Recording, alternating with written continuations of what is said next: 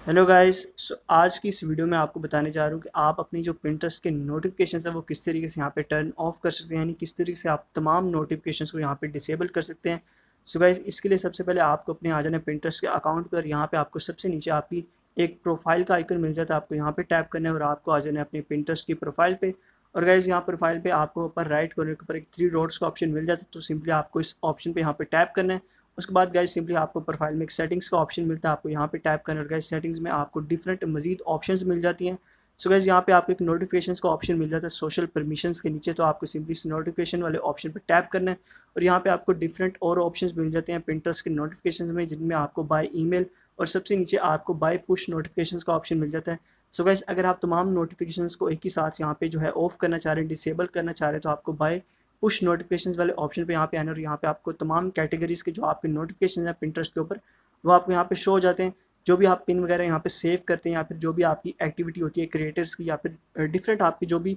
यहाँ पे आपकी एक्टिविटीज़ होती हैं उनके नोटिफिकेशंस आपको मिलते हैं। सो गाइस, सबसे ऊपर आपको एक टर्न ऑफ ऑल का ऑप्शन मिलता है, आपको यहाँ पे टैप करना और उसके बाद आपको यहाँ पे जो है सारी नोटिफिकेशंस एक ही साथ आप इजीली यहाँ पे बंद कर सकते हैं।